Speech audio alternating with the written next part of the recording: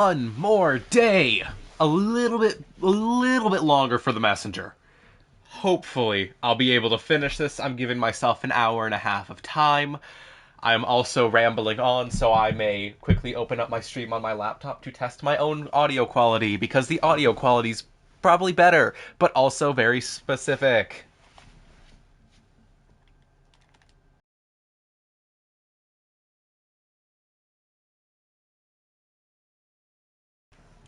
I'm definitely gonna run myself through the trials of all this.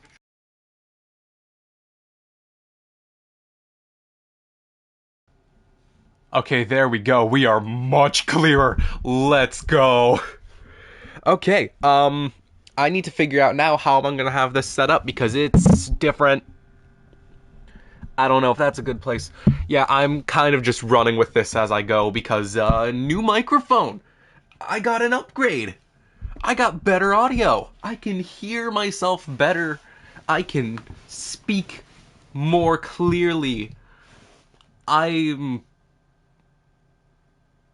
not sure where I'm gonna go with this, but you know what? First step's always the best one. Let's get into the game. I also have my own little headset on still for the game so I can hear it. And I had to go through all the stuff of like, okay, how do I set up the microphone so I can hear myself well? Oh, some way. Okay, another thing. My PlayStation controller now has drift. Very minimal. But it also means that I may be doing things that I don't really want to. We'll cross that bridge when we get there. Last time I left off, I was basically exploring all the different places to go and get all the things I needed, and the last place that we are left with now is the Forlorn Temple, which I can at best speed get to through Autumn Hills. I like to think with what I've allotted myself for time, though, I'm able to get this done well enough. And then when I finish it, I'm not going to play Sea of Stars immediately because I don't want to play two RPGs at the same time. Because I feel like that gets a little bit cumbersome or something along those lines. Look, I'm still making my way through the process. I just got a decent microphone today, thanks to one of my friend's recommendations. And also part-time work. You work the jobs you do to get to the places that you are. And for me, it's one foot in the door.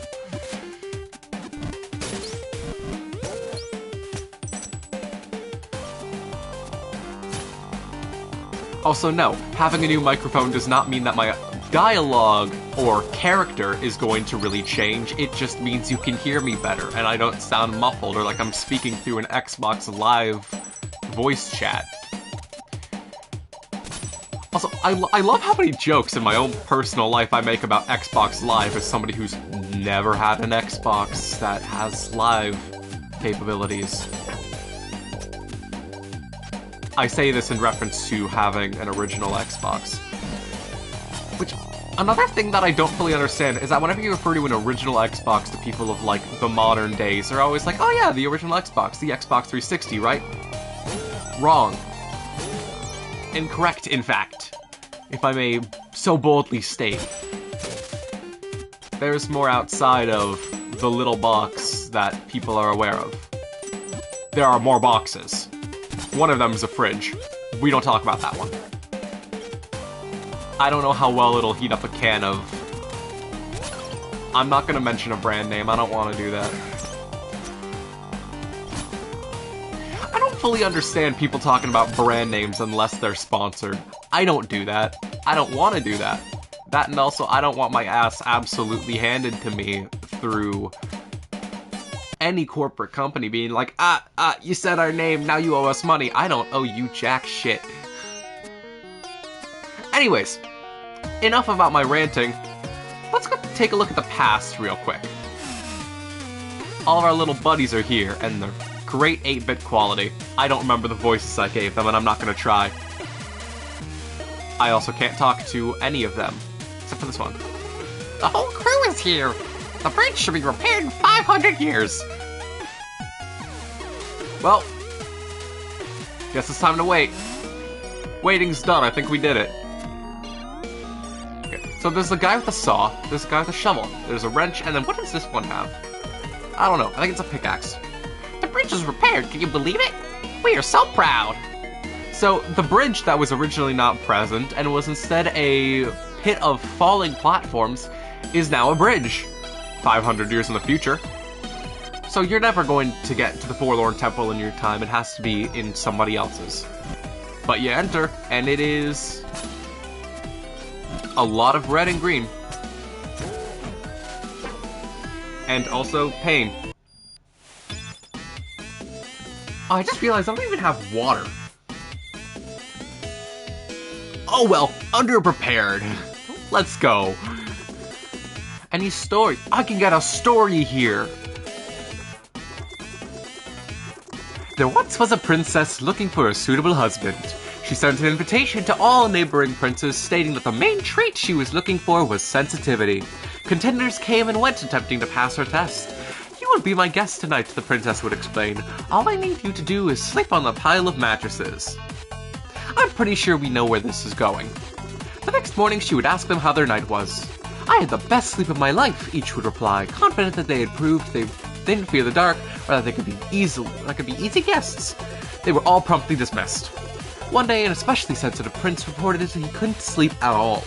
I don't know what was up with the pile of mattresses, he went on. It looked comfortable enough, but when I laid on it, it was like I had a fork stuck in my kidney. They got married the next day. Oh, everyone knows that story. There was a pea underneath the pile, so that someone who's extremely sensitive wouldn't be able to sleep. Yes, but have you ever heard of what happened after? Huh? For the first few weeks, everything was amazing. The prince would always complain. Just the guy she asked for. When the soup wasn't too hot, it was the cutlery that was too cold. When the music wasn't too loud, the paintings are uninspired. And when the clothes weren't itchy, the poems were predictable. Until one day, just like that, it dawned on the princess that she was in a toxic relationship. Not only was her husband a drag, she had voluntarily picked him for that reason. It dawned on her just like that, how this whole love story was nothing more than two people whose dysfunctions matched like puzzle pieces. Incredibly humbled by regal standards, she realized that she was the only constant in all her problems, delved into personal growth. They got a divorce. She lived happily ever after. The end. Honestly, that one's always my favorite. Because it's just like, she realized she was her own issue, went onto a journey of self-realization, and got a divorce. It's over. It's done. Just like that. The end.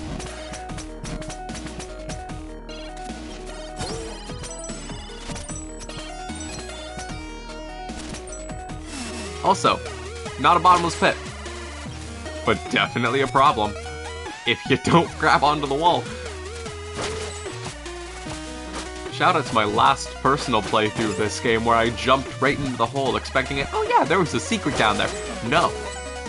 Because that was a line. It was a very specific, purpose-based line of death. Speaking of death, don't do that.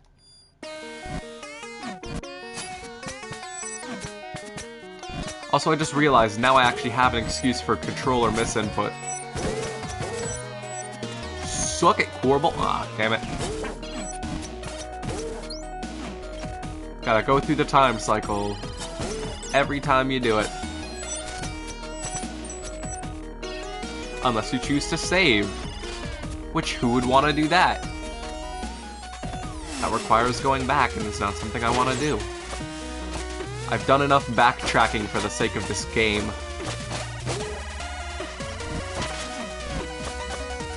Another thing I like about Persona, you don't have to backtrack. In Persona 5, they get rid of the dungeon. It's gone. Inaccessible.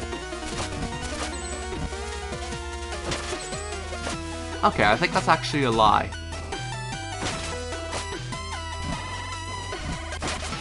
What is Tartarus but a return to the same dungeon over and over? What is... I was gonna make another comparison and didn't think of one.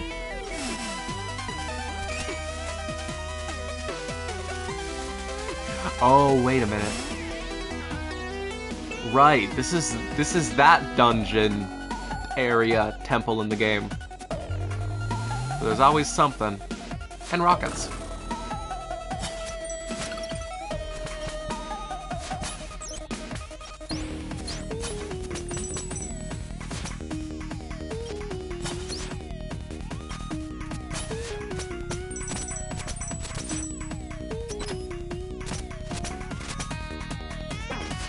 One thing I do like about these levers, whatever the fuck you call them. One thing I really like about them is that you are able to basically just hit them and not worry about them anymore. Because it's not like a, oh, you have this so much time to get it. It is once you hit it, whatever you need done is done. Whatever needs doing is done.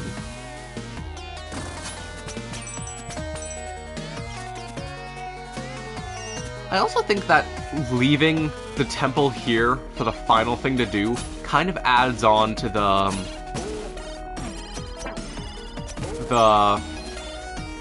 what's the word I'm looking for? It's intensity. It adds on to the intensity of a final thing. Because, like, okay, I'm not gonna go into it. I'm gonna save that for a bit later.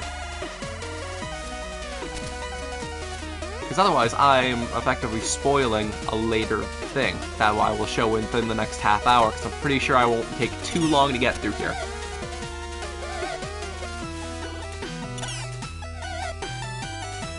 At least not if I die. Not if I don't die. No, if I die, I'm probably going to take more time than I want to.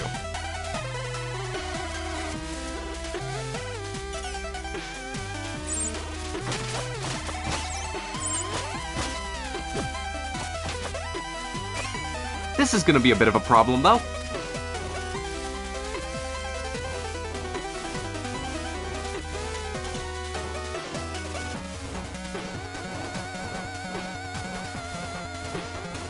Or at least it seems like it should. I think I struggled with that on my first playthrough.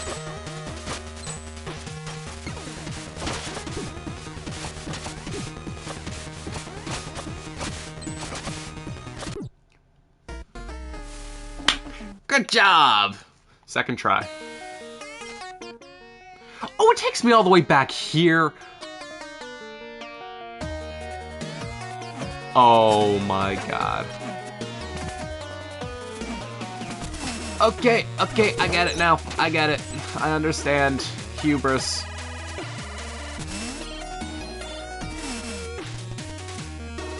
I'm already calling it. It's gonna be a third try type thing.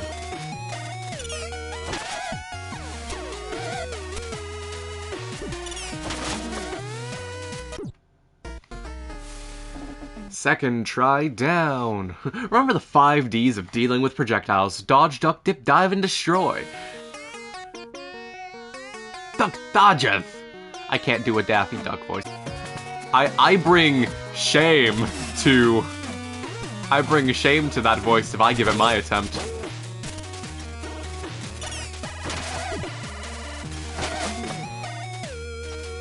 I am unrefined in my craft.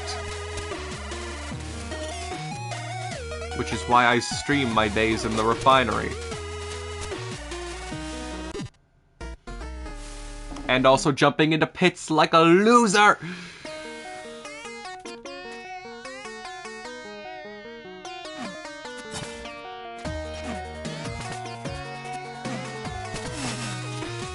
Okay, I'm gonna not say loser because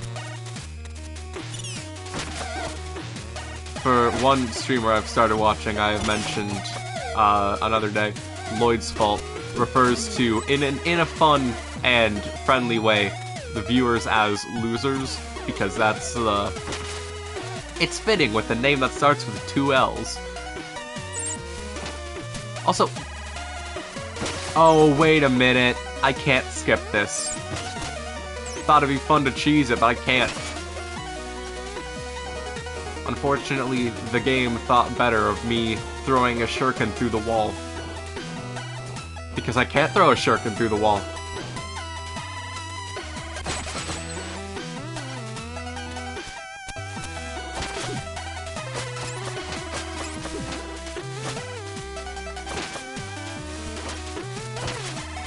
Also, this music sounds like it should play in Crypto the Necrodancer. Because it's really giving me, like, World... or Area 2 vibes. Or boss theme vibes. Time travel. I said time travel. In the future, another secret.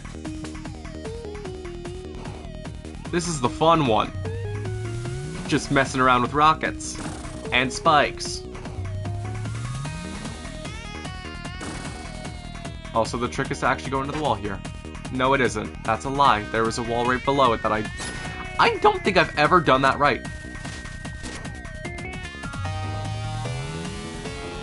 Like, honestly, I don't think I've ever had a playthrough of the game where I was able to do that without getting crushed by the spikes at least once.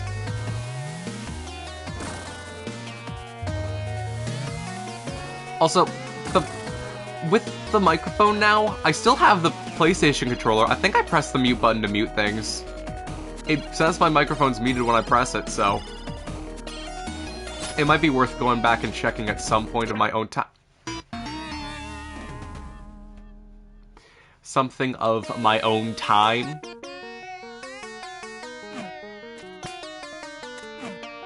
Or maybe just trying to understand how it works. Or just say screw it and save up for a computer.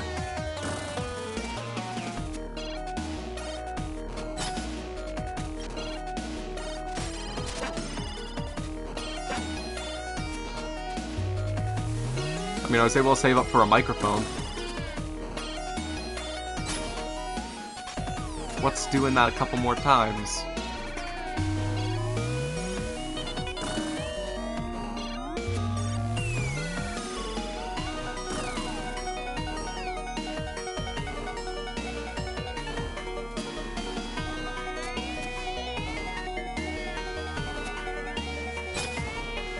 Another tries the charm. Let's do it. And we do it well.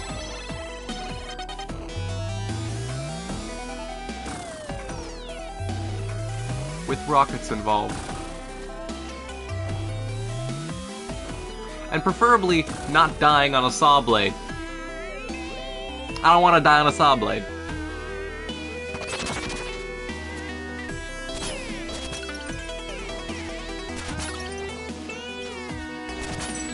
This is going at a very slightly faster speed than me.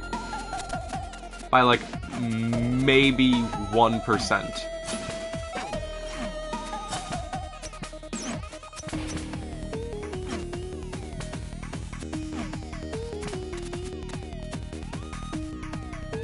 And I can't even do anything in this time. That's basically just so I can have access to the secret.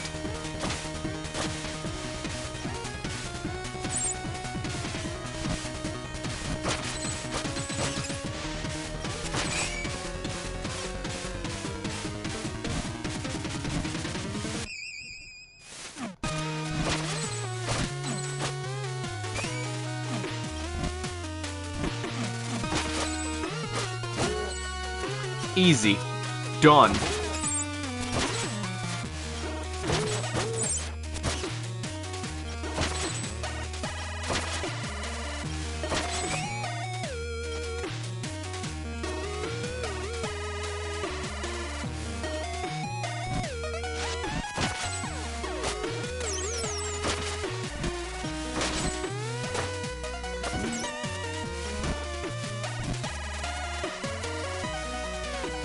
I don't think there's anything new in the shop to talk about. There's also nothing to buy.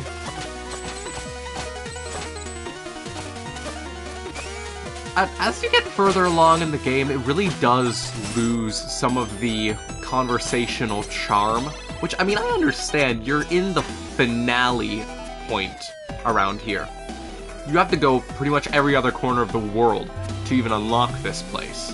And this is also involving several different item unlocks and the power for time travel, which, I mean, technically based on that you are able to do this earlier on in this.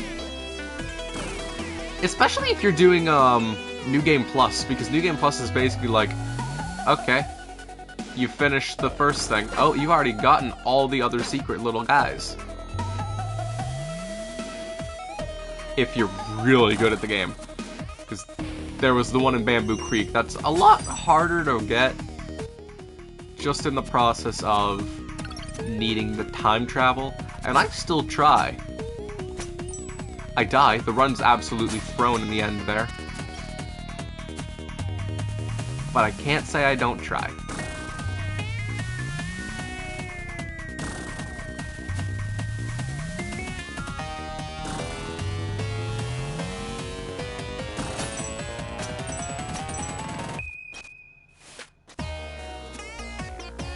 The biggest problem, though, is when you get down here, you gotta go all the way back up.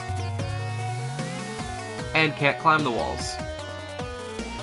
Crash the rocket even once, it's over. It's done.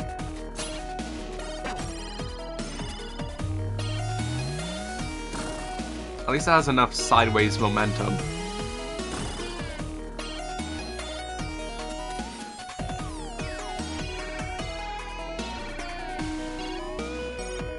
I kind of think it would be cool to have a way to, like, make your own little rockets like this that you'd unlock in this area.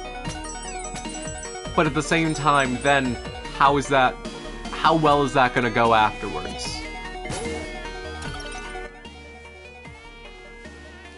So that's all the stuff in the temple here, which means that we're coming up to some boss. I mean, there's really not much else you can do.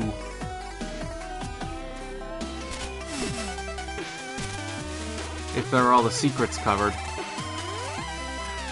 At that point of going quiet was just like, how am I gonna do this?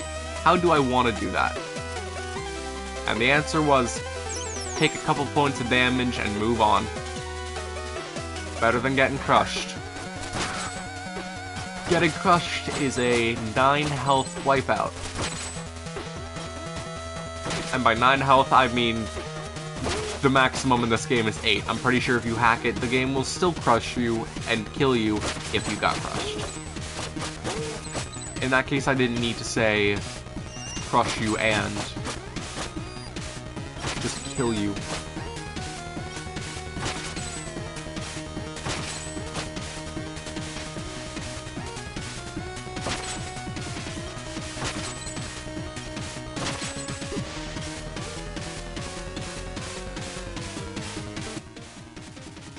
Yeah, there's definitely not much left here.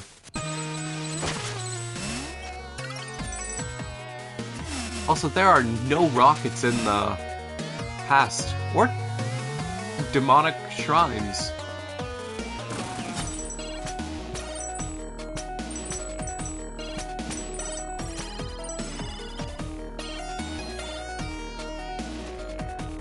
Alright. Quite honestly, I will take that. I will run with it.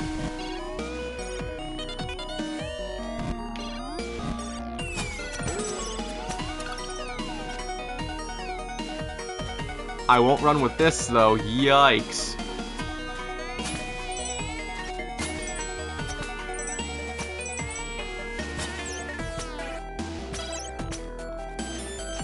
I respond to these as if it's my first time seeing them, even though I've played this game several times before.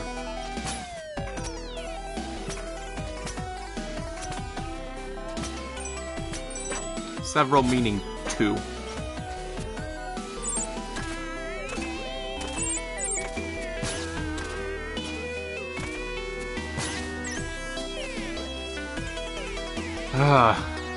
Okay. One of these rooms where you get items and recharges. Alright, what do we gotta say? What about the boss? Well, this is it. This is what? Your shot at taking down the Demon King. Feel ready? I hope you are. We lost too many messengers to him already. Good luck. We're fighting the Demon King. We are fighting him. We're gonna kick his ass. Ah, the worm has come to play. I don't know how long I'll be able to do that. Calls for his accompanying combat partner. There's another word for that. Assistant, I guess. His right-hand man. That's it. He can't help you anymore. What? Impossible. What's wrong? Is the king afraid of having to do something himself? Enough. You will pay for your insolence. The Demon King spits out fire. Fireballs are projectiles. When it hits the ground, it's no longer a projectile. This also means that's your way to get up. And I'm doing... Okay, either that or you could take a rocket. Don't get hit by the fire. The faces give you a bit of a sign of where the fireballs are being spat. All you have to do is fly up high enough and then just hit him.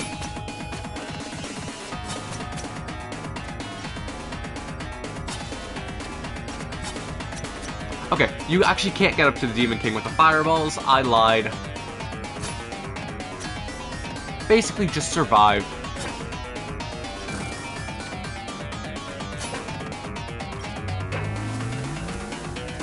And the rocket flies off on its own if you don't get onto it in time. So you're really on a time limit there.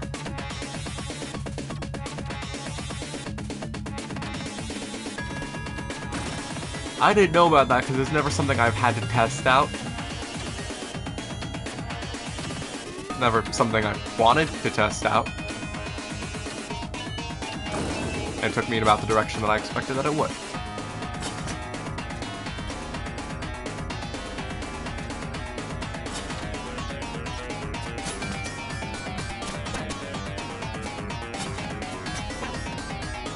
Also, bro didn't move.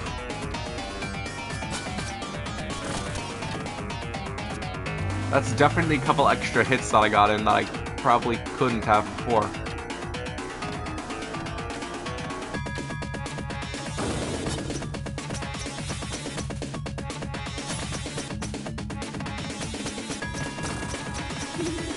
Demon King isn't dead yet. There's another phase.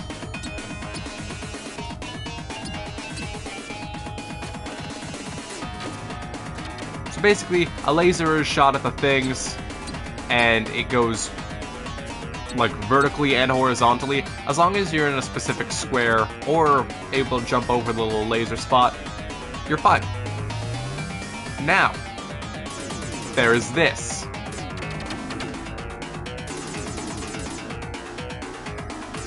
Instead of running into, you are running away from the Demon King. This boss, by the way, has a lot of significance as well.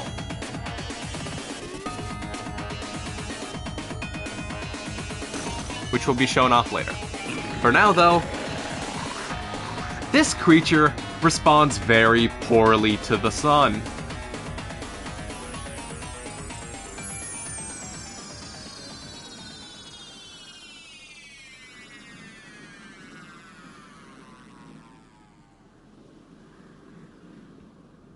And the sun turns it to ash. Or something like that.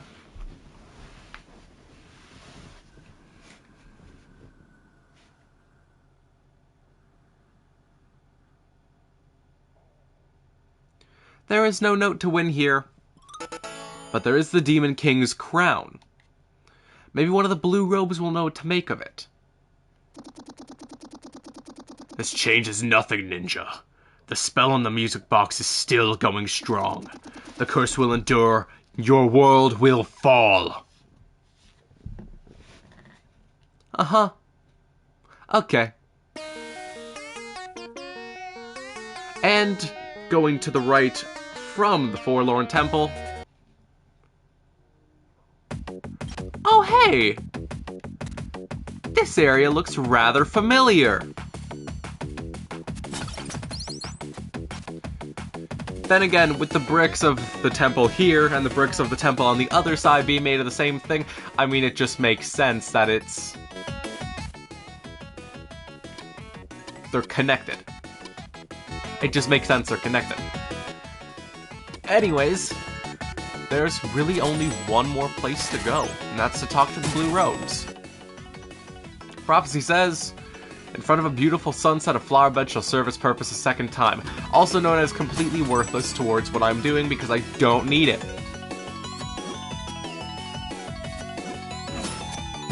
The game is made in such a way that you don't need every item to win.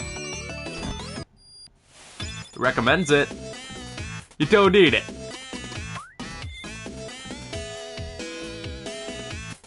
I'm gonna go take a look in the money sink, though. Baddies are 150 each. I'll go for a green Kappa. Your average turtle demon moves slowly and has 3 hit points. Basically just tells you what it's all about. And also, if you walk up to the thing that the monster is stationed at, you can take a look at them again. Other than that, that's kind of how it all goes.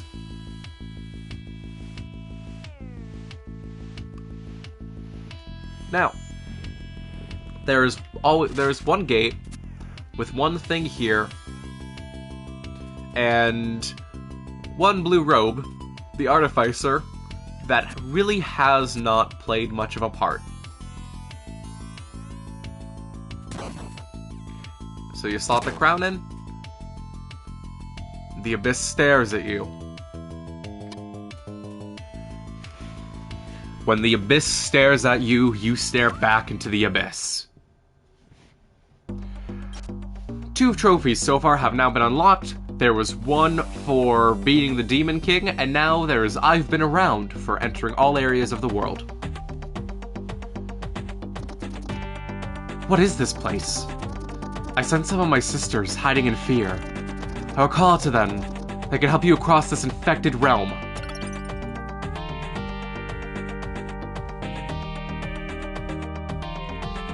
Entering this area, you are in the corrupted future.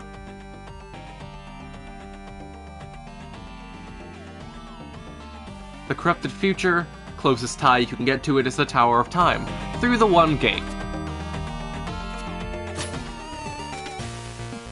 The goal of this area is basically just to traverse your way through an undefined pathway hellscape, using the help of the fireflies.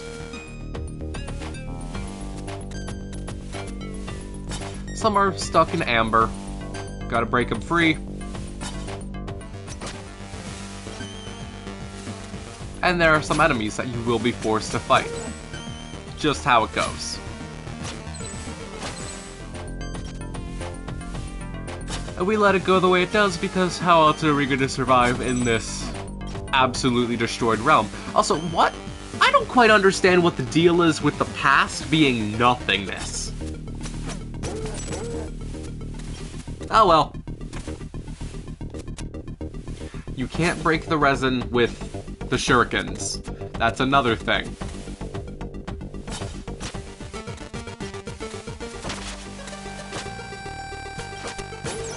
You can't activate the fireflies though. Also, there are rings here, which are strange because you don't really need to get around all that much, right?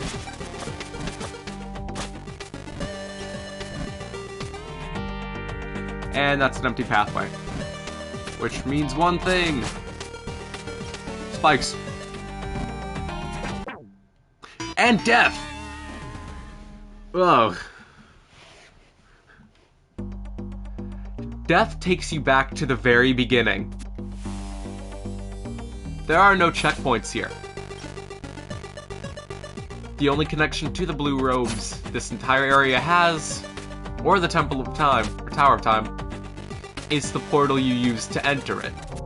Therefore, that's your go-to save point. Drops you down to your base 3 HP per death. I am yawning because I had work today.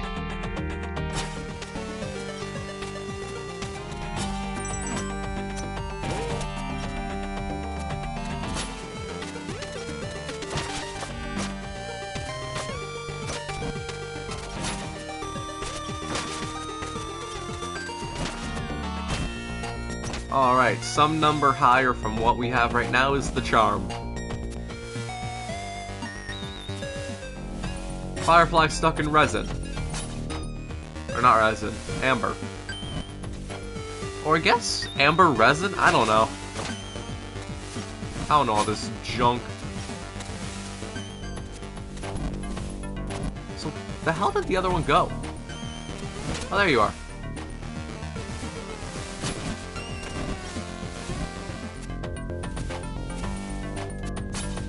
You are then let out into a much more open area.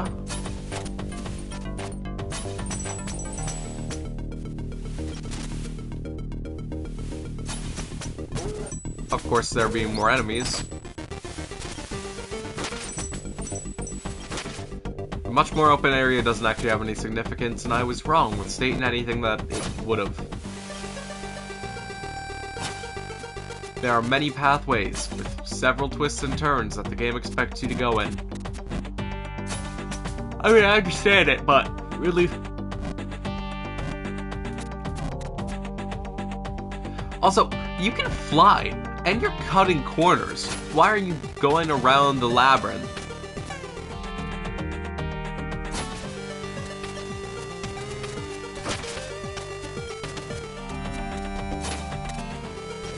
Also, the ground is blinking at you. Not the most fun.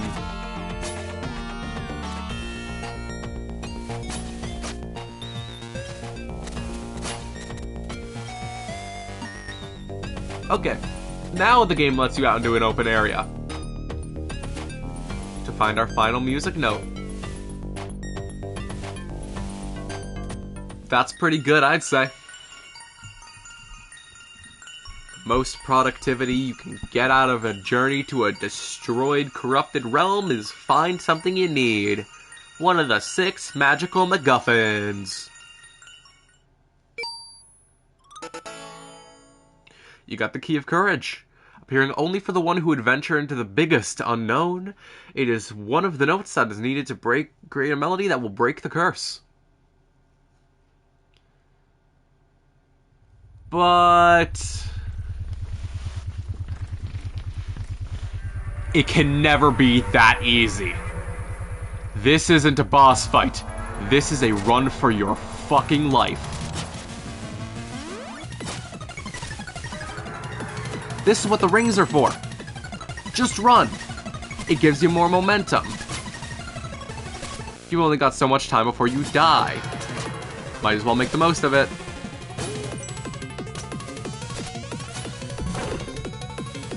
And if you die, you get chomped. Luckily, it takes you back to the beginning of the chase sequence. Also, don't worry. It takes all your health when you die. You don't have to worry about needing all the upgrades. It doesn't matter.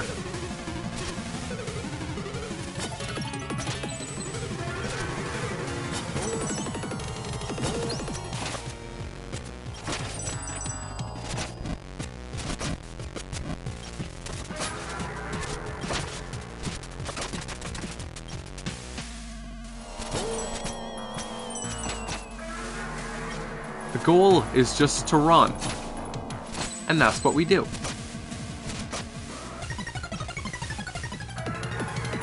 This was terrifying in my first playthrough on the Switch version.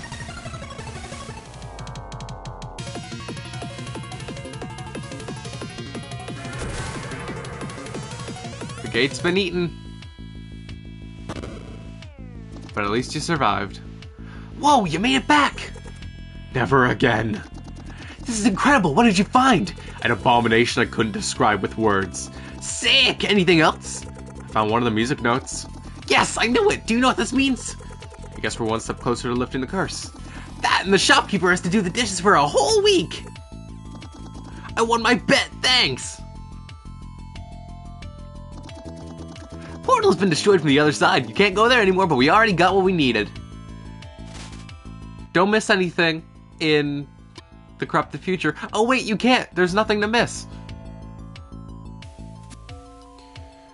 With that, most of the items, 6 music notes.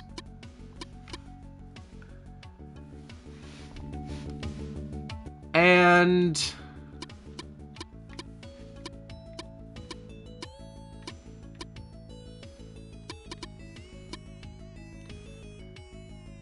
eight more seals needed, because there are 2 here, 3 in the Quillshoe Marsh, 2 in Bamboo Creek, and clearly I missed one somewhere.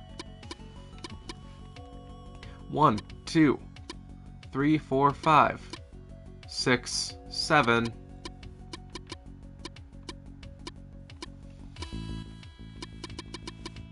And that's 37.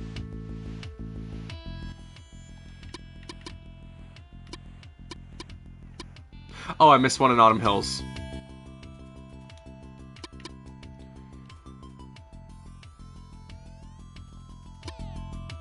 No. No, I don't need that right now. Actually, I want to do it anyways. We're going power seal hunting. Right before the actual note thing. It shouldn't take too long as I play my cards decent.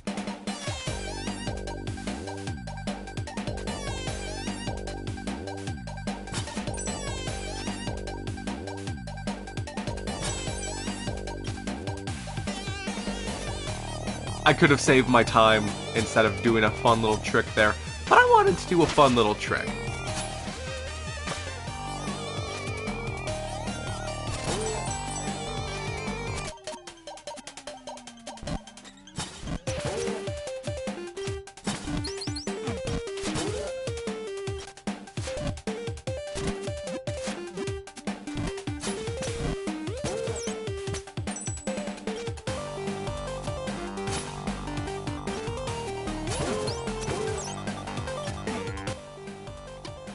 Yeah, jumping down that pit there, that's a very quick way to go to the catacombs again. And I don't mean death. Which is pretty much the opposite of another thing I had said earlier today, which was like something related to different things happening after I'm long gone, and I don't mean like I don't mean anything but death in that scenario. Okay. I say if I play my cards right and then proceed to do everything wrong.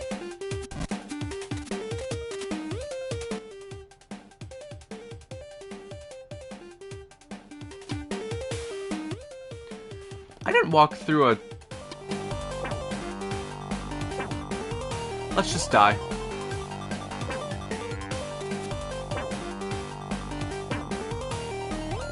Just take the death. It speeds up the process!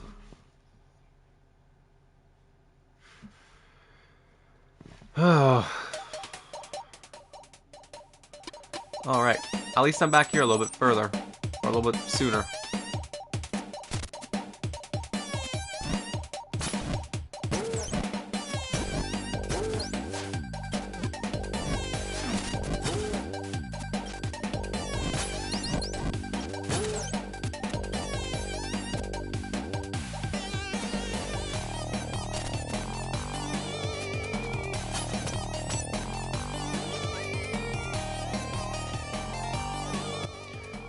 And the closest time-changing portal is still significantly further back. Why must this game be so cruel for no apparent reason?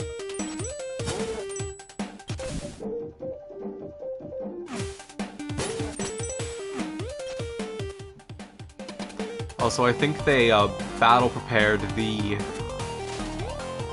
Autumn Hills.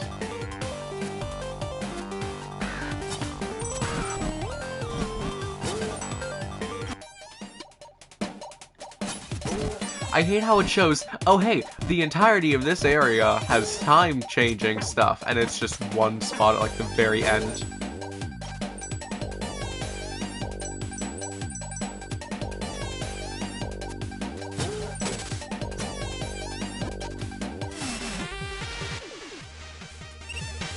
Not to mention, on top of that, It's a one-way gate.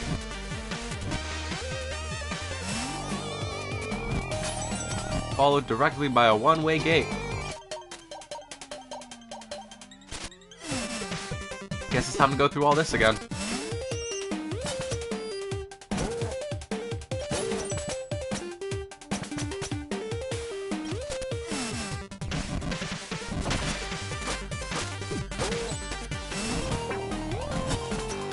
Gotta love this game.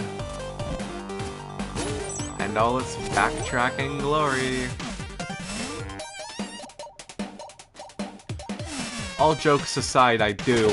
But, like, why with the backtracking?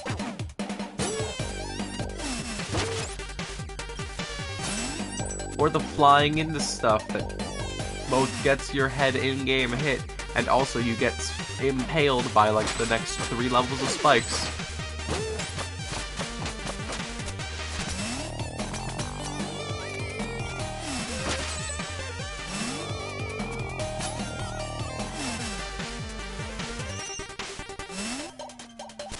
The back and forth is kind of fun, though.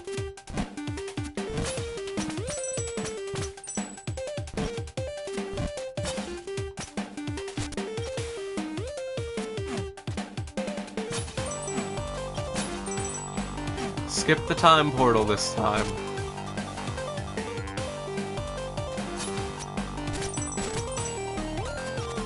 Also, I think I put far too many time puns in every name of the stream.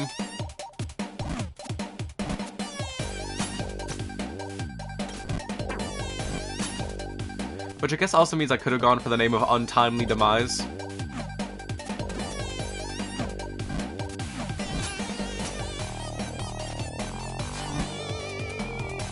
Another example of how I didn't do it right. And now I have to go all the way back to the very first shop that we came across.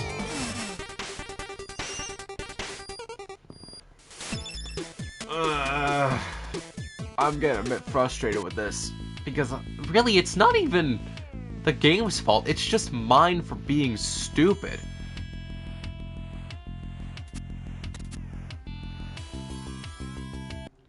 Because all in all, didn't this all come from me backtracking at a point that I could have just gone further ahead, gone through a multi-way gate at the beginning of the next area, and then went back the little bit that I needed to for it to all work out just fine in the end?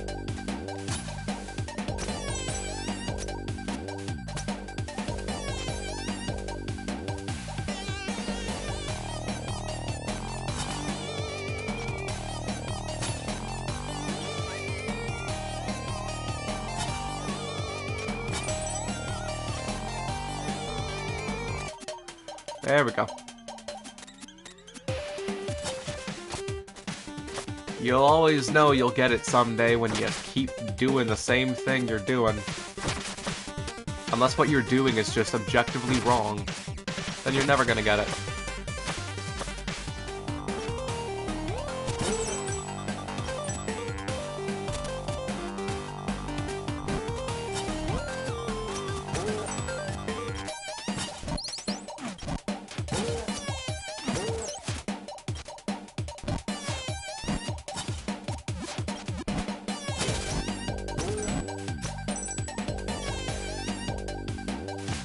It's not even that the game takes that much strategy. You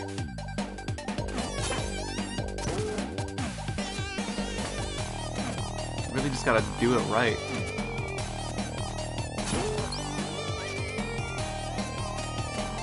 And doing it right, I sure don't. I sure didn't.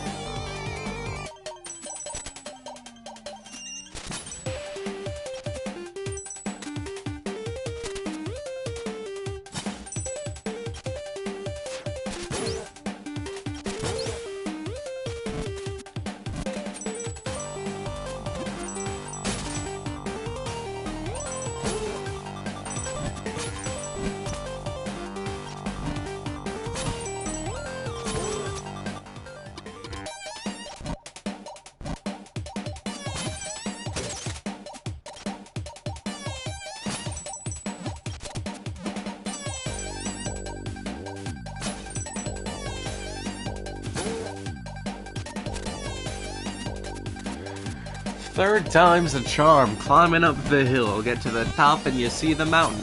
It was so much cooler the first time.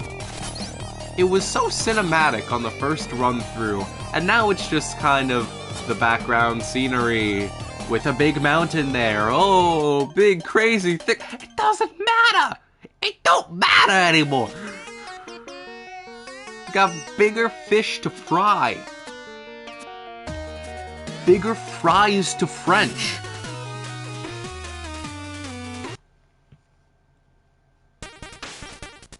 I don't understand sweet potato fries. Just a realization I made after saying that. I don't understand them. Like, oh hey, sweet potatoes. Cool. I don't even like sweet potatoes.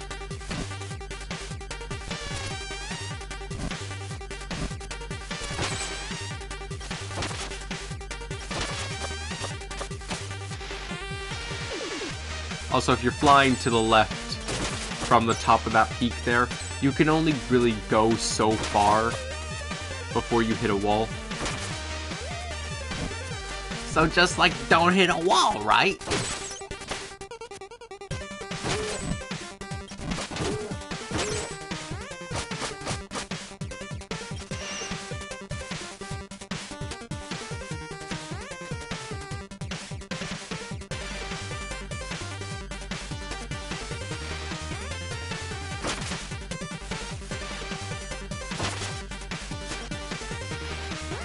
And of course there was a trial for it because, I mean, come on.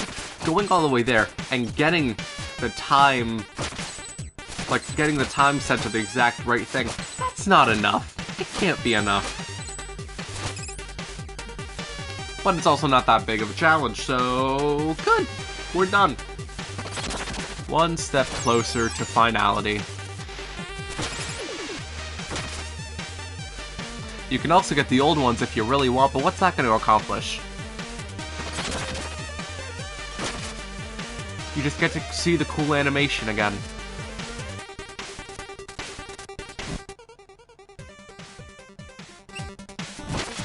And then climb up the mountain for the 4th time. Get ready for the final mountain climb.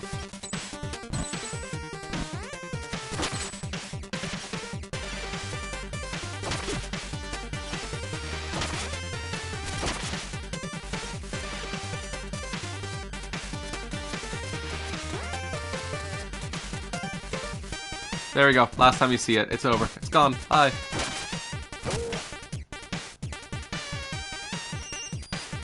Now as for me, I'm not gonna miss it. Because I'm done with it. Climbing the stupid mountain incessantly. Back to back to back.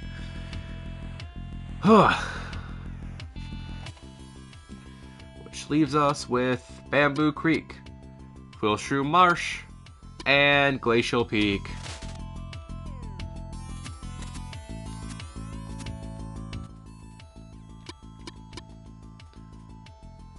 I can get to Quillshrew Marsh a lot faster if I just take the...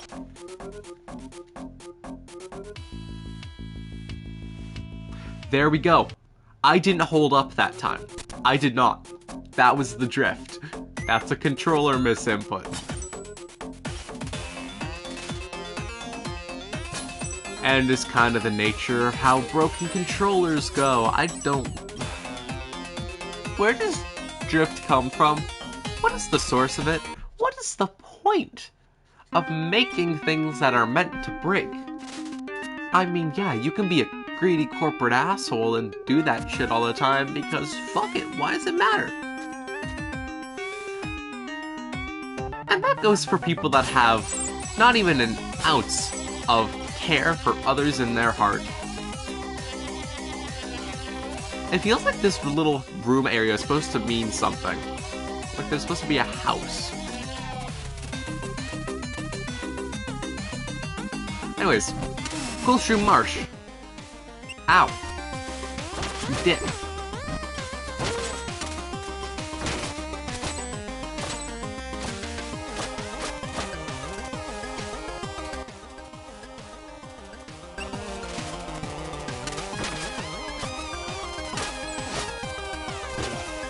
I do still like how you can hit the quills as their own separate projectiles, though.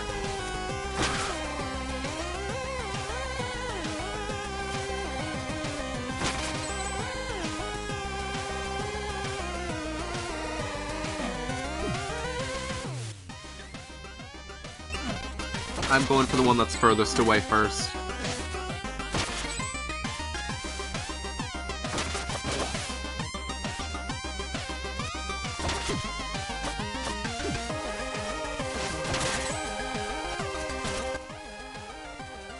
I used to think that this was the little sand pit you could jump in and go down, which now that I'm thinking about it, because I've played so many games where you can actually just do that, why didn't I think to do that on my first run? I could have run into a really cool secret very quick.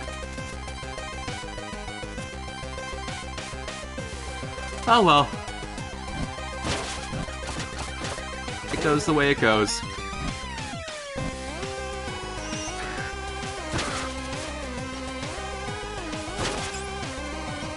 Just like how I, forever, and certainly will be running to the right for the rest of my day. Singular.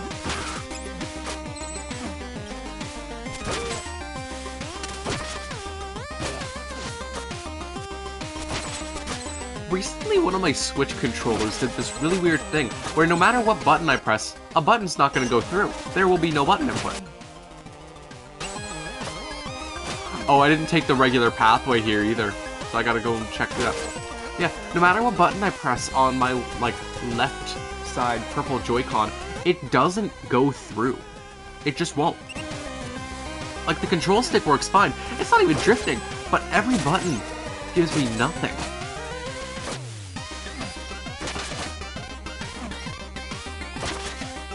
So it's kind of like a question of what happened.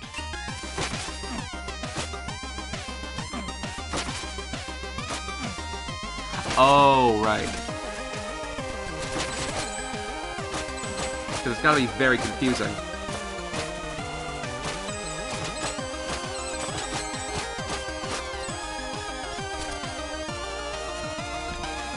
Ugh.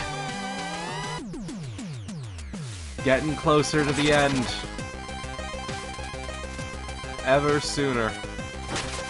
Now that we're done running to the left, we're running to the right now.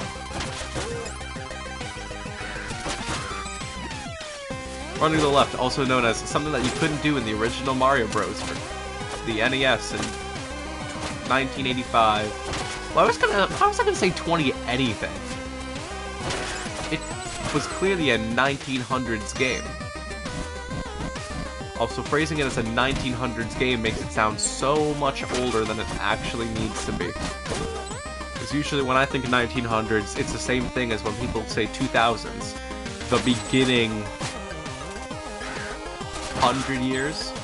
No, the beginning 10 years. I don't even know where the 100 came from there. Came from the wrong thing.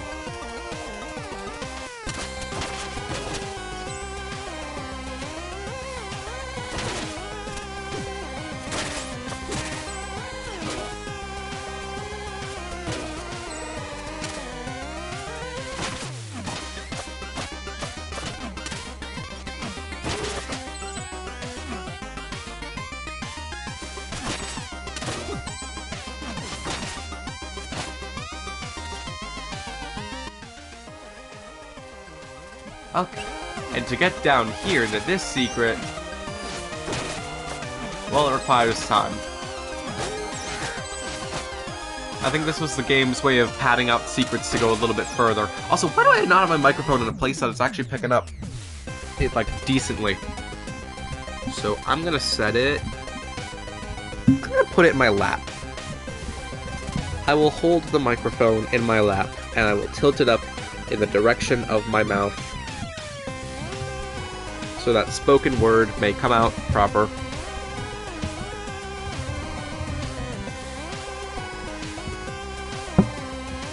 That, I don't know if that picked up, but it was a clank against the rim of the mic stand. I need to get an actual microphone stand for this thing now. Like, I just bought it today. Oh, shit. Ugh. Fucking hell, mate. All the fucking struggles of getting through this shit. Sick of dealing with this shite.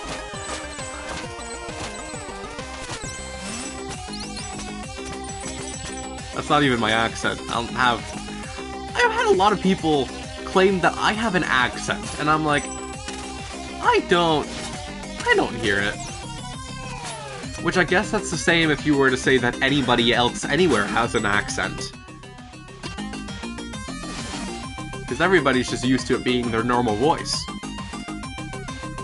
Like a British person can be like, what the fuck are you talking about, mate? That's Australian.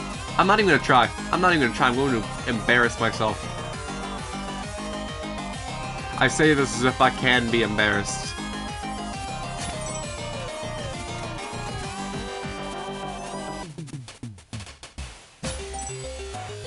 Also, I did know sand was liquid. How else would you get through this thing?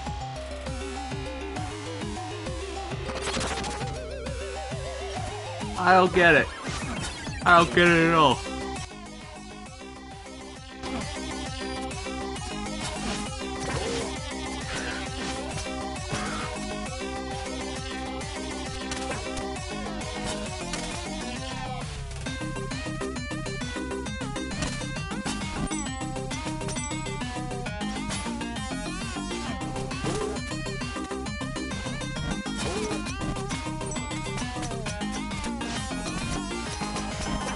Should I go?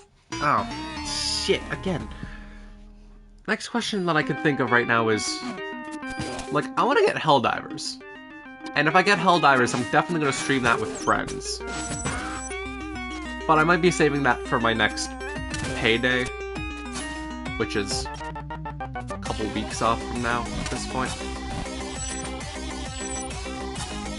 But, like,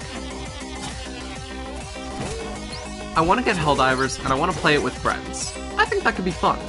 It would also be late-night stream stuff, so that would probably be a bit harder to get in contact with people throughout my usual streaming times. Which means it would have to be on a day that I have nothing going on late at night.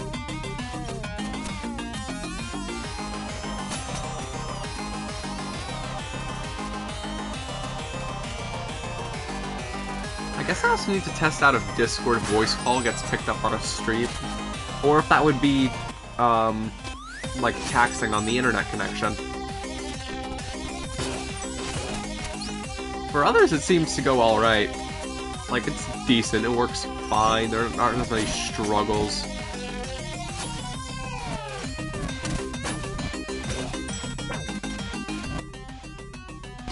Oh, haha, very funny.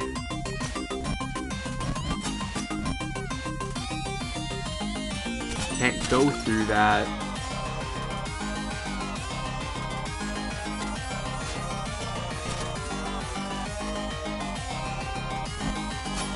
Okay, you know what? After I get this one, I'm gonna say fuck it, and we're done.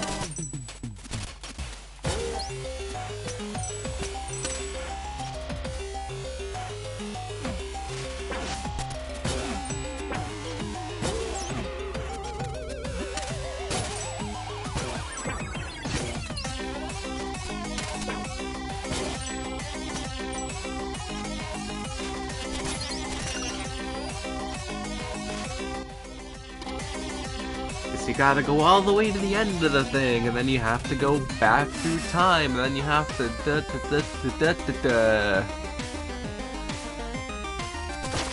There are so many things that need to be done to do things.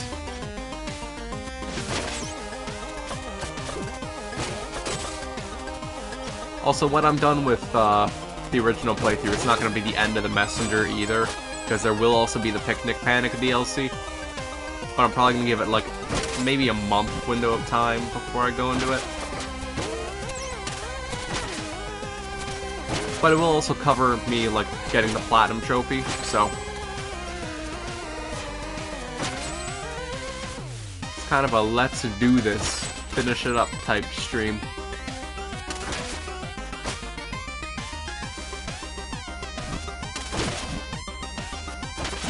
cover Picnic Panic all in one day.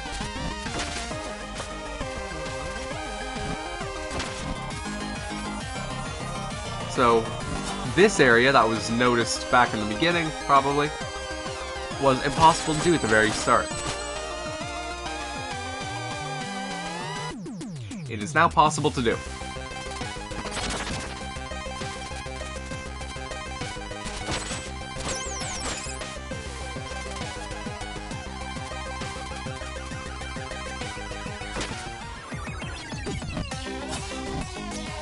It's possible to do as long as you don't die in the spikes. Oh wait, that's what I'm going for. Bye-bye. Speedrun strategy! Alright. Done with the exploration. No more.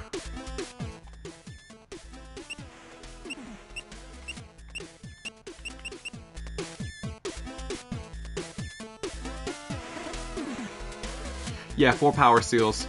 Not worth it. Where do I need to go back to other than the Glacial Peak again? I looked at this. Alright, Bamboo Creek. Yeah, no. I'm good. I'm good. Okay. Enough distractions. Time to return to where it all began in the second cycle. The Prophet. Telling us everywhere to go. Things we need to do. All the work that needs to be done. And the music box that he holds dear. Behold the music box. Legend says it is a very relic maintaining the curse on humanity.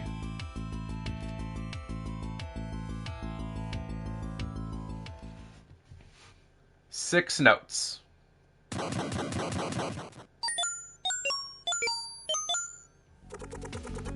At long last, the melody is complete. It sounds better on vinyl.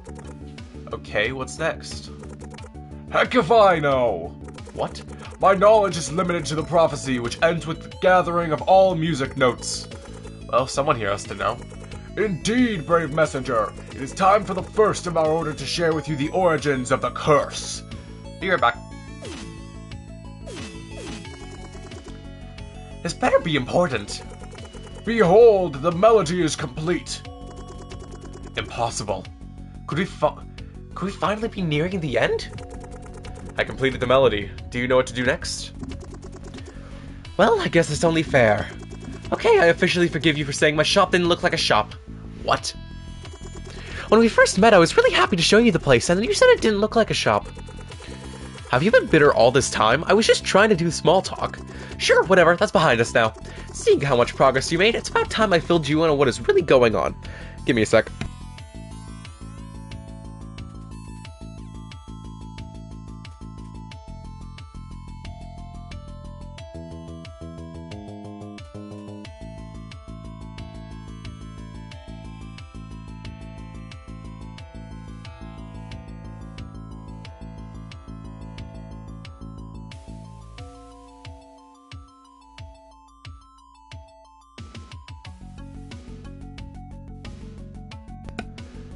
Okay, I took the microphone off its stand, but I muted it when I did that, because this is like a whole line of dialogue, which I'm going to, instead of sit here and try to expect it to be heard, I'm going to make sure that it is by taking the microphone off and holding it as if it were a important microphone, like one you'd find on stage or something. Here we go. Get ready for the lore. Eons ago, a civilization of giants lived in the clouds, protecting the world from unknown forces.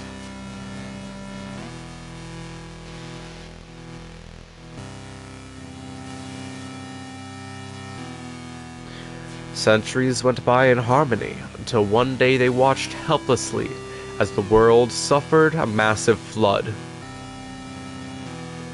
Only a single piece of land remained. Ever adaptive, humanity gathered its survivors and built a huge temple where they would try to find new meaning.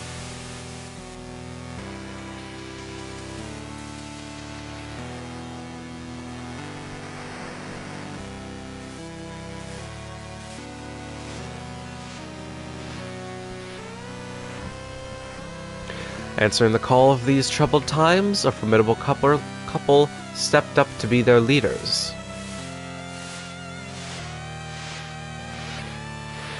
Gifted with a beautiful voice and an otherworldly ability to create mesmerizing trinkets, everyone called her Muse. And he, ever stoic, fearless, and mysterious, would become known as Phantom. After a decade of relative stability, the skies began flashing red, as if a war was being waged against the sky giants.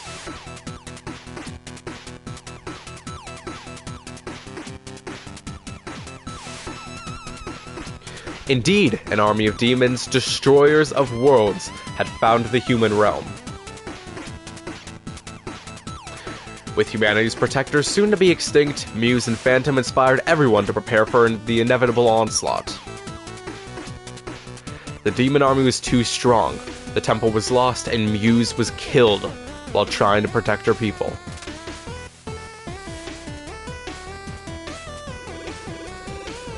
Fighting back tears, Phantom picked up her final creation to keep as a memento, a music box.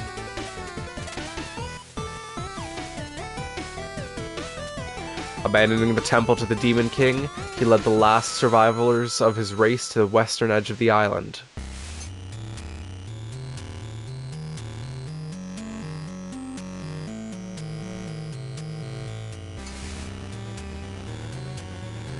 That final stand proved successful, and after instructing his people to rebuild and stay hidden, Phantom pushed his luck.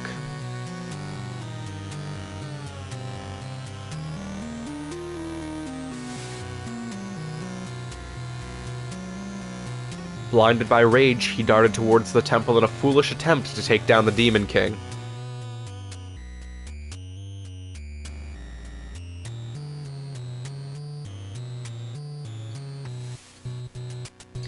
Insulted by the boldness of this broken being, the Demon King opted for a punishment worse than death.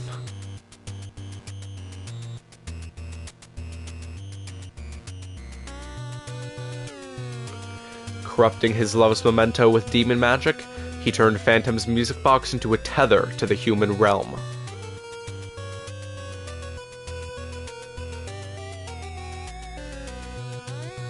Every 500 years, they would come back to torture humanity until they abandoned all hope and surrendered to extinction.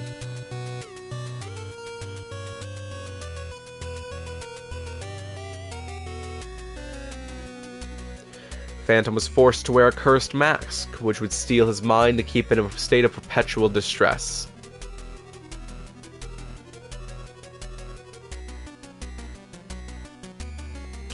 Inserted into the music box, he would play the organ forever to keep the relic's magic alive.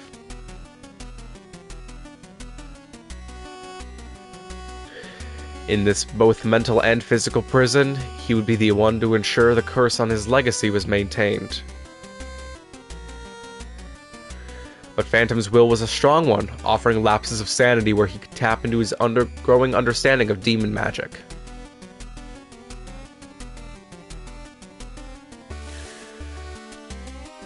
The fight to get rid of the curse would last centuries, so his people would need the ability to cooperate across generations.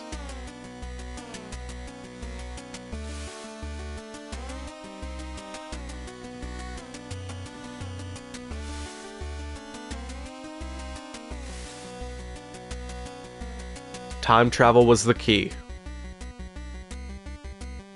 With his last stretch of sanity, he wrote a scroll, imbuing it with enough power to attune its carrier to time magic.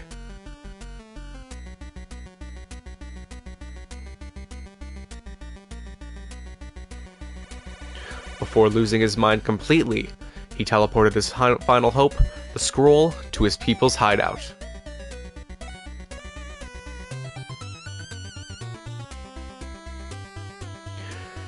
As they soon realized, the scroll let them see strange manifestations, things not every mind could stand.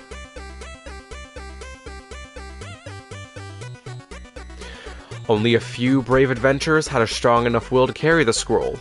They called them messengers.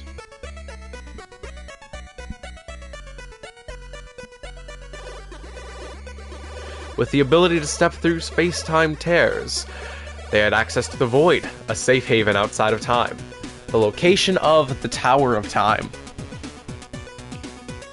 Messengers from all time periods would soon gather there, their perfect meeting point for their endless war.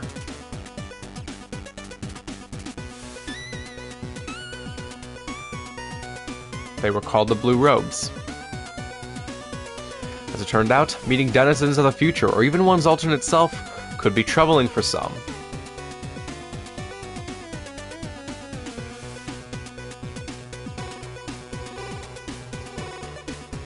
After a few incidents of more primitive messengers going into shock, they opted to conceal their appearance.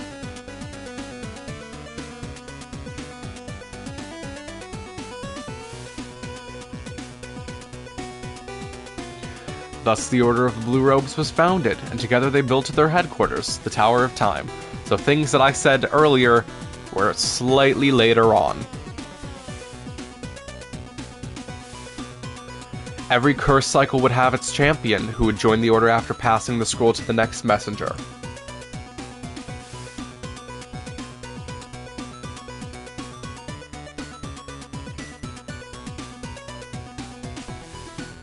With the support of the Blue Robes, after many cycles, the music box was reclaimed from the Forlorn Temple.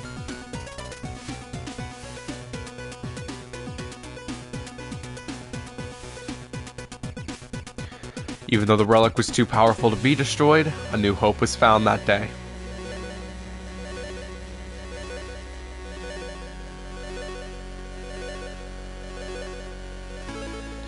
Mysterious forces of the world starting materializing in the form of magical music notes.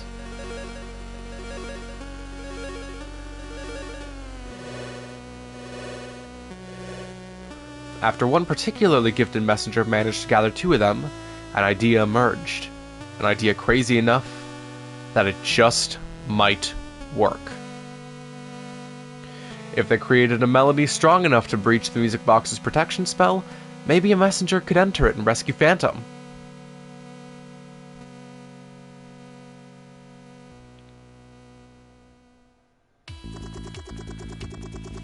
Alright, give me a sec.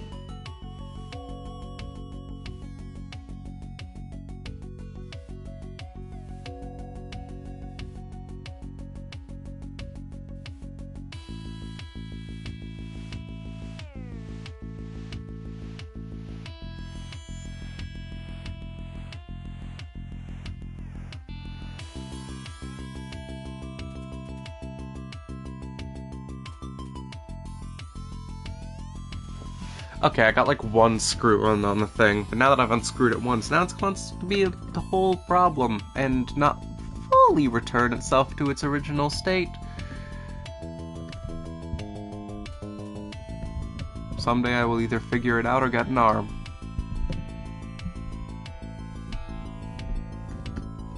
Or maybe it just needs to stand up a little bit more.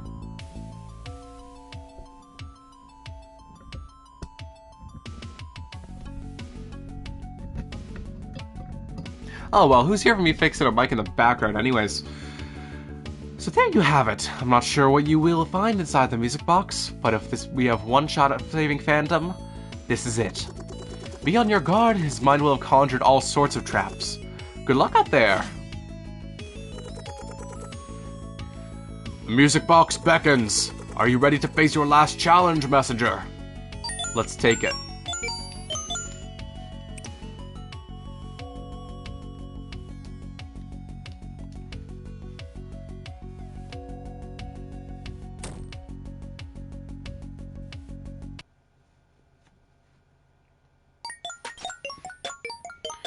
Welcome to the music box. What I like to think of as my fourth and final of the list of my favorite themes in this game. The music box. No new enemies, but new challenges. All of the platforms move along with the music, which I think is a very creative way to make a finale.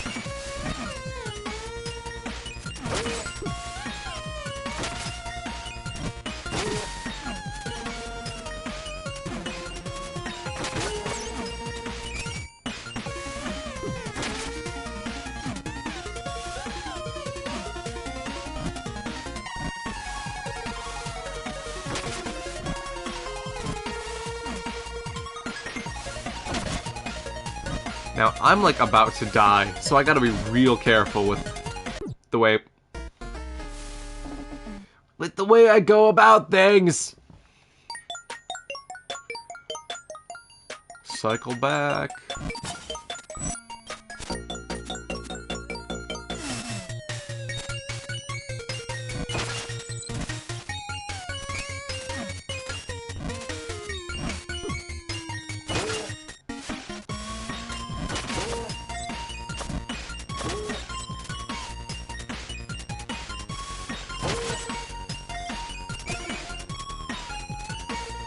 Doing 1 point better than I was last cycle. 4 points better. That's even more.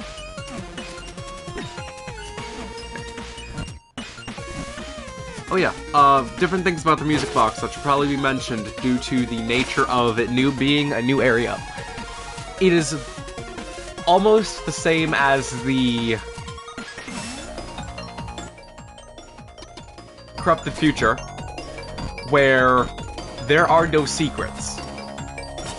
All the secrets can be gotten in an area where it is no point of no return type stuff.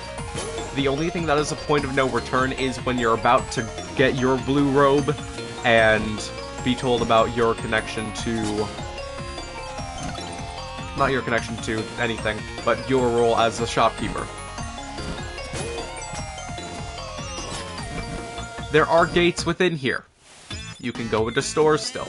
You can even get out of here, if you so wish. Well, this is it. Is this my last chance to take care of any unfinished business before the big ending? Is a frog's ass watertight? I guess so. Precisely. Do you have any stories to share? One last for the road, huh? Why, of course. Here's one for you. There once was a little boy stuck in a well. It wasn't really clear why he was in there. People assumed he fell while playing or that someone had pushed him. In truth, he had jumped in there himself. He spent years in the well, wasting away anxiously, feeling utterly inadequate. He had a deep desire to share his ideas with the world, but shame having played such a big part in his upbringing, his will lay broken. That's why the well suited him perfectly. A place to hide where he could be alone with his stories, with no one to mock or judge him. A safe life, unfortunately devoid of purpose, but at least shielded from rejection. One day, as he was role-playing, a wanderer passed by and looked down the well. "Hey, what's going on down here?" he asked curiously, intent on joining in on the fun. "Oh, nothing. Sorry about the noise," the little boy replied. And thus the well remained silent for weeks.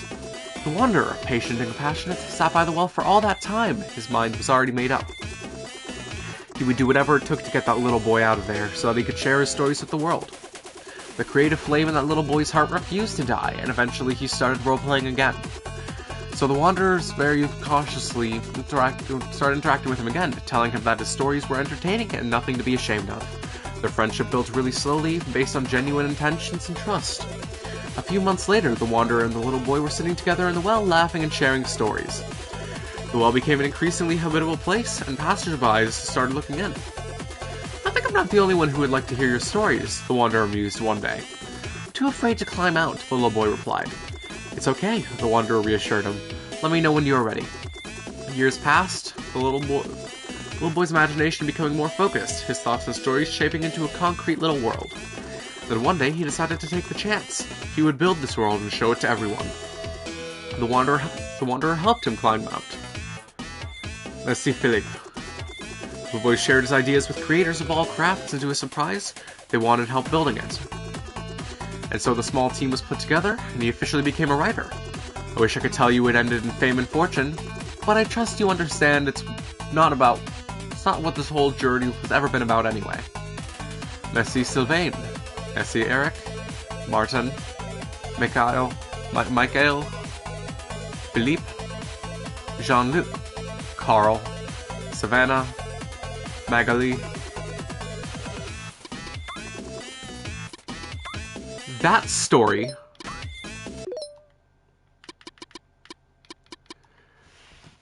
the significance of that story had more connection towards reality than any of the other stories. The story shown in this final area. Give me a sec.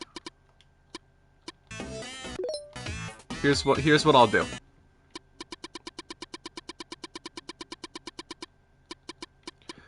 I will play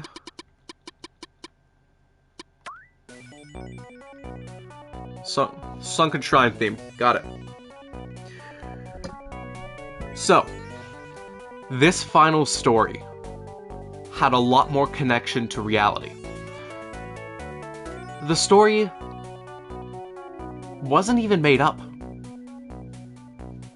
That was basically the game's way of, or really Terry's way of thanking everyone that was by his side through the creation of this game. The founder of Sabotage Studios. This was effectively his story, or the way that he felt about it all. And the way that it all went here is a fictionalized way of how the story truly went for Terry in real life. Or so I can guess, because that's not me. I'm not him. And by no means am I the creator of this game. I'm just an avid enjoyer. Sabotage Studios has made great games, and I'm looking forward to the next project. Anyways, enough off-topic stuff. We've got a finale.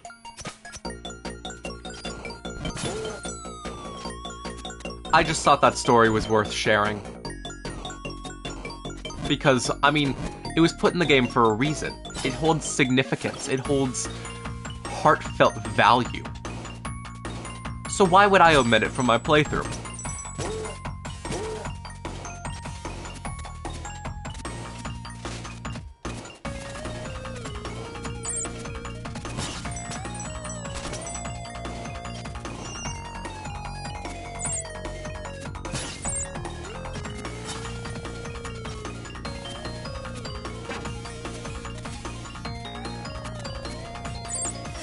I do also really like how the game changed around the platforming with, or not platforming, but the hazards with the time of the music. It makes it feel kind of rhythmic, like rhythm game style. Just a bit. It also gives it a bit more challenge, because stuff is moving both faster and slower than I'm used to.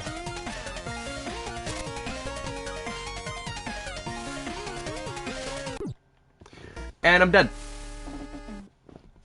I know I said I'd give myself an hour and a half. I'm giving myself a bit more time. The ending is so close to here. I say so close when I look in the map, and it looks like it's further.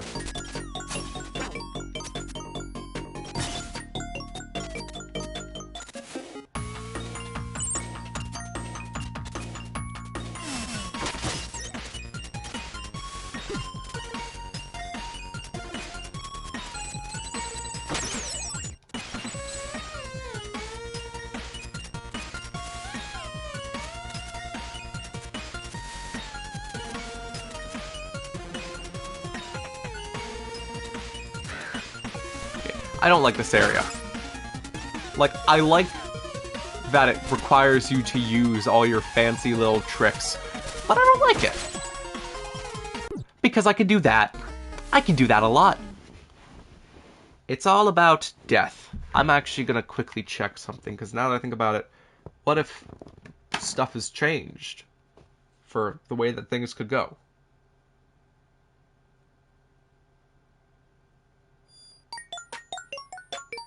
Okay, there was nothing. Let's proceed. And hopefully, let's play the third time's the charm game. Where it is a bit more charmingly well...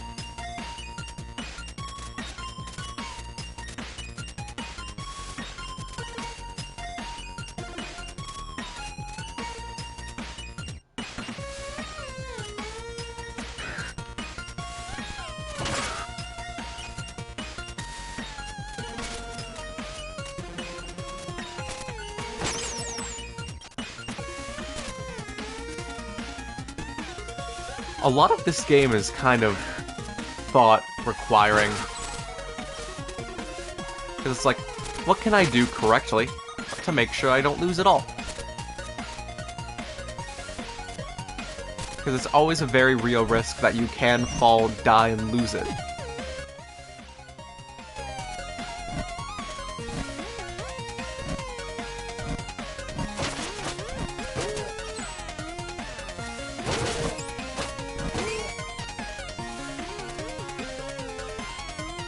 I also like how the music box is made up of a bunch of different musical components.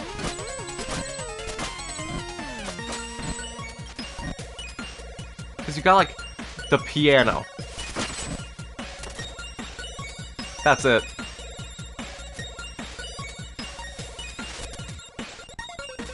Okay, I guess it's all made out of brass, too. And then you have... like, okay, yeah. They are saw blades. But they kind of make me think about gears, which go very important in, like, a clock, for example. And I guess a music box has a little bit of time-related mechanics, too. I'm speaking out of my ass, let's be honest.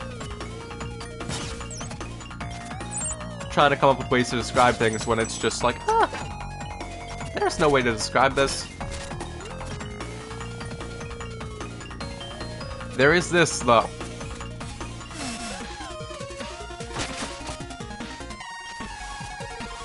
Which I actually remember the right direction to take this time. Ah, not quite.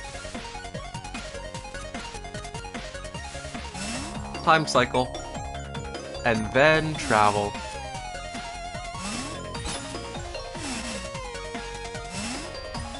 And that leaves it off working just fine. Boom. Done.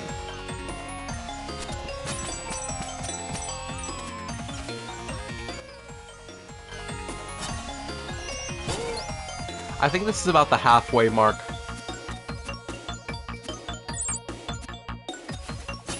I never fully remember how long this area is, because after I do it in the base playthrough, that's pretty much it for my time in this music box.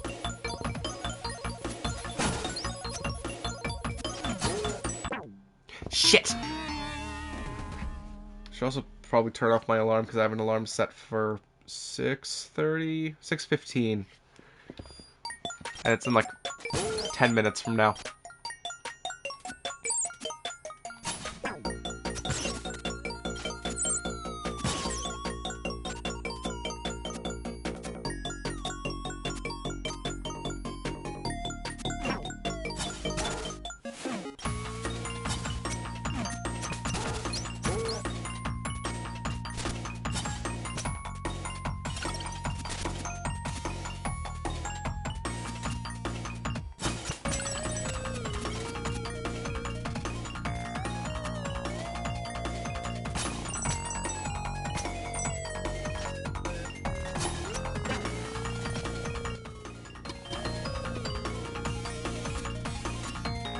Okay, that is a very massive change.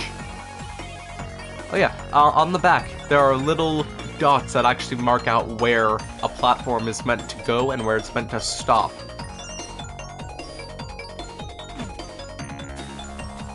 They all have defined points, which makes it significantly easier to manage when you notice them in the background.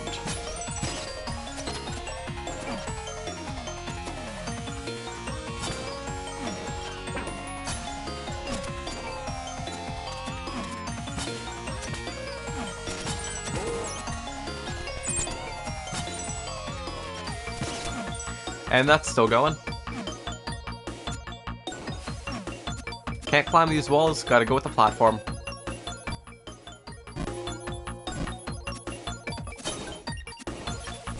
I think it would have been even cooler if that led up to, like, the final area of the music box. But it doesn't. Couldn't be so lucky.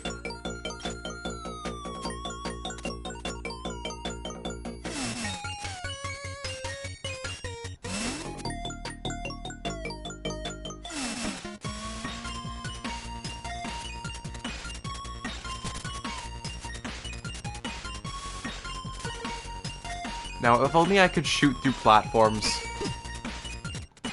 Then again, I guess shooting through platforms would be a very easy way to absolutely destroy some of the puzzles in this game.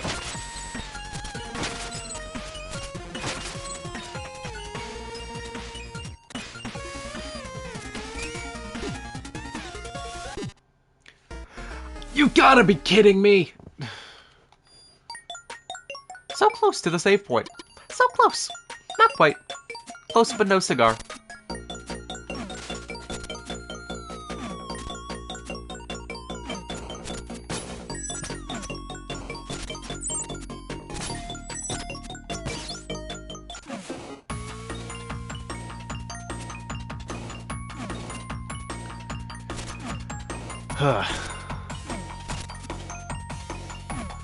Colonel. I'm trying to climb through the music box, but it's too damn loud. And the sound as they shift and gears grind in the background, and I slam my feet against the fucking ground. Keeps alerting the guards.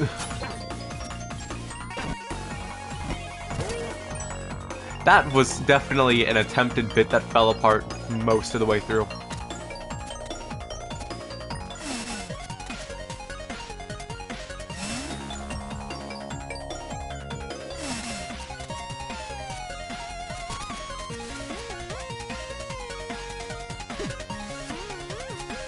Okay, I'm weak to spikes. I'm weak to spikes. I get it.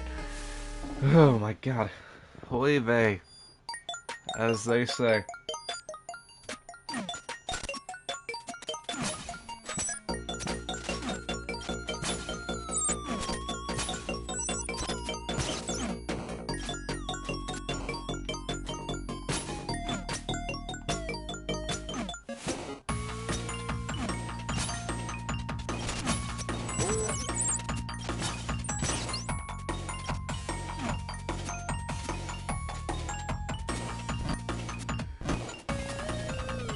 I think this platform could go a little bit faster, honestly. Yeah, I say faster. It moves at the exact same rate as every other platform does. But I wish it could move less times to get the same output. So I guess the proper phrasing is I wish it could move further. Okay, full health. I don't even need this. What am I doing? Fuck's going on in my head? The answer is fuck all.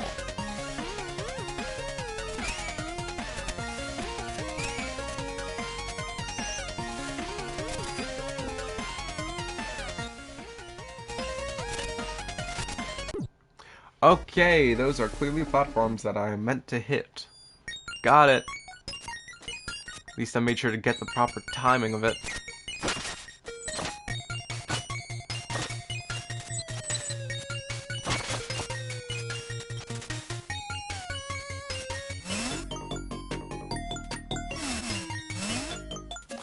Okay, clearly not something I can do right now.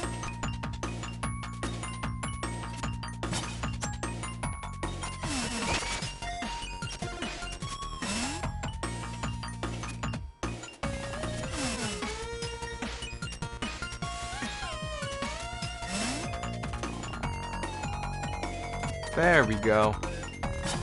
Easy enough.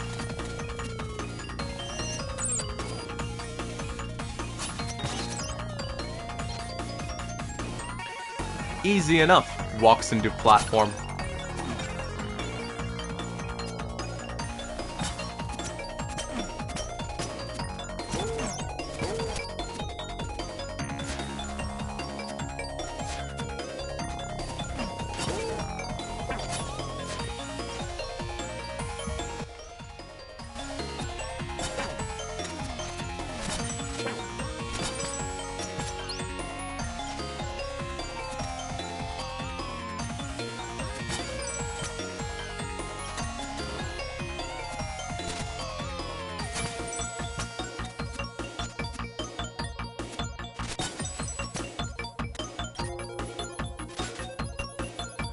Almost done. I'm certain of it. Don't die on the spikes, please. Okay, cool. For fuck's sake! I got caught on a fucking green-ass turtle. Make it through before the platform start moving. Yeah, I absolutely hate the green Koopa guys.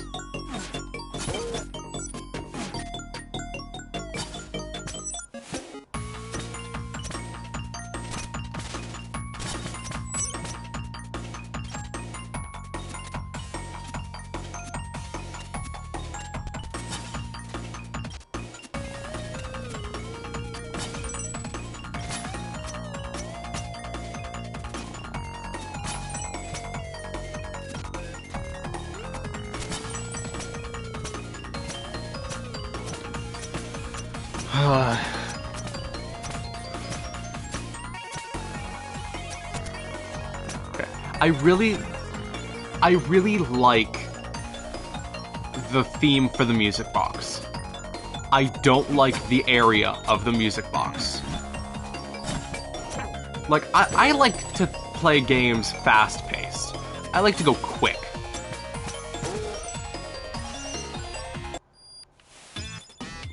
Is this the end? No, it isn't. What am I thinking? I know what the end room is supposed to be.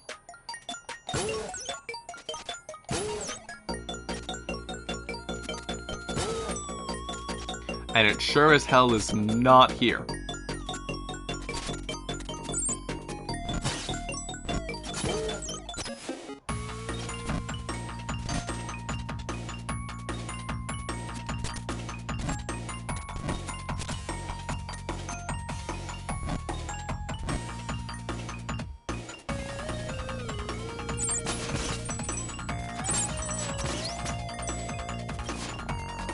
One broom over, and the music fades out.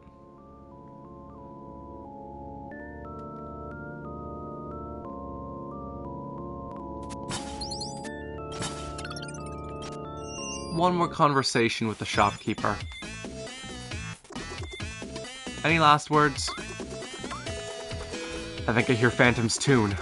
Yes, the time has come. Any advice? I'm sorry, all we know is that the curse is very strong within him. You need to do this one on your own. Godspeed, messenger.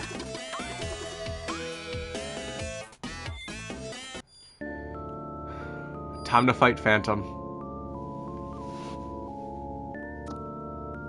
A visitor? I must be having visions again. Are you okay? I mean no harm. Intentions matter little. My tune must be played. It was fated. Who are you? Did you get my message? How dare you trespass here? I'm here to help. You've been cursed. Cursed? It's all true then, isn't it? All of it. but you can end this now. Remove the mask. Preposterous! I shall make short work of you! I'm not your enemy. You created the scroll, didn't you? Impossible. How long has it been? Did someone really get my message? Enough! You will pay for your treachery! Listen to me, Phantom. It took centuries, but humanity never gave up on you. Lies, lies, lies! I'm here to set you free. I shall have none of it! Prepare to die, intruder! Phantom. Flies. Shoots projectiles. You're playing a game of tennis. Tennis with time travel. You can't miss a shot, it will burst. He also shoots off different platforms with the little masks. Shoots off little masks that change time. And there are also lasers that are only visible through certain time frames. Quite simply, you don't want to get hit by it.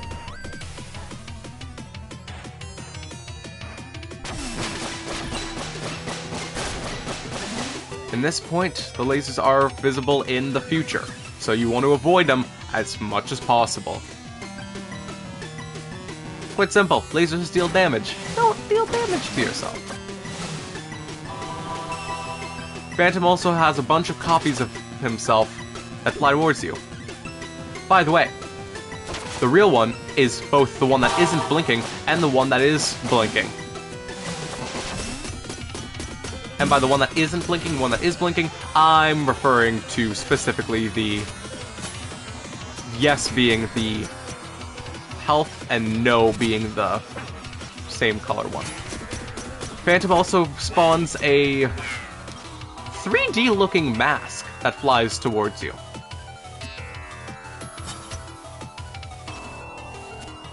And that in itself is kind of a dangerous thing.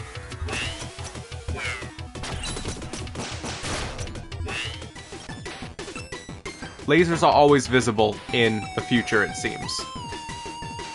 The goal is to avoid the future. Stay in the past. Less technology, less struggle. Game of tennis, bitch. Fuck! I failed game of tennis.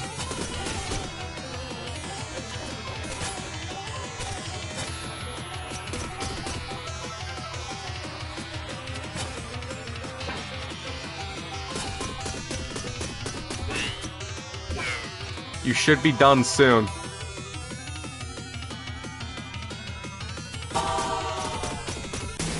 There we go. The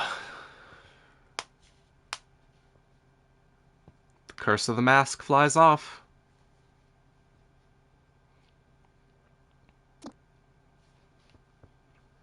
The closest we see to an actual human face in this entire game. Thank you, The music box! No, all my memories.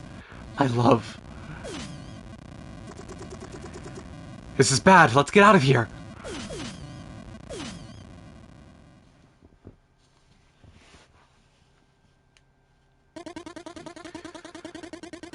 I really hope they can make it out fine. I'd really love to finally meet Phantom. I'm so worried right now. What if the shopkeeper doesn't get there in time? I knew I should have gone myself. We made it. It's finally over. Oh, it's Phantom. Did you want to try the Tower Time Travel side? Struggling. Give him some time. He's had quite a ride. But I've been waiting for this moment ever since I was first given the scroll. Can't you just breathe? Just this once. What's wrong? The curse. The mask's energy. I don't want to go back. I can't. All those walls. Hey, you're safe now. Don't worry. It's here. It wants to take me back. Help! I'm not going to yell help out loud. There are people that live in my house. Oh, this is bad. As I feared, Phantom was keeping the curse's power contained. How do we stop it? We don't. Its full force has been unleashed. We are fools. That was their plan all along, to let the curse grow in power as we wage an ultimately meaningless battle, only to annihilate us completely when we thought we had won. What are you talking about? Surely you won't all give up so easily. Any suggestions then? I'm listening. It's simple. We have to do the thing. The order is down to the three of us. You know we're no match for such a force. Everyone here has been attuned to the scroll, so we should all be able to do the thing. Everyone, with me!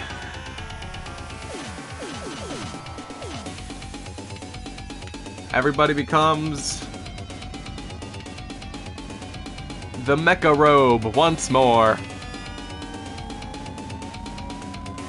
So the goal for this is quite simple. Button mash like your life depends on it.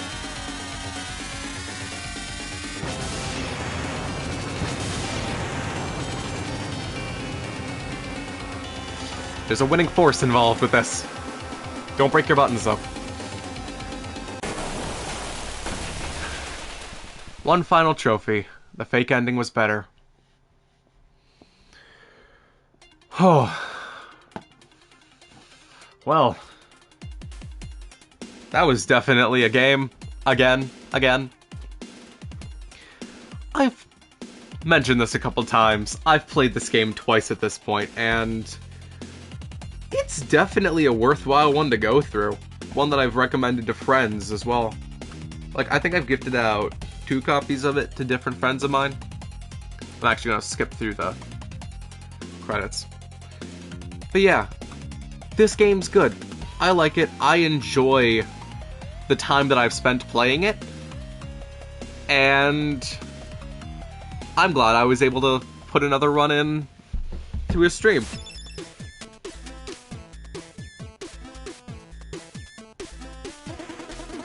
Then the mask shattered into pieces, and humanity was finally rid of the demon curse. The end.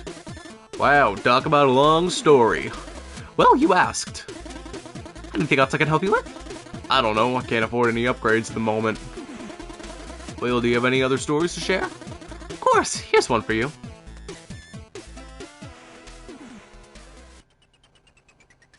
Seems the journey still continues, though.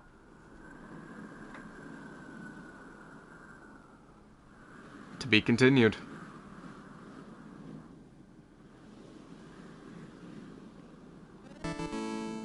And New Game Plus.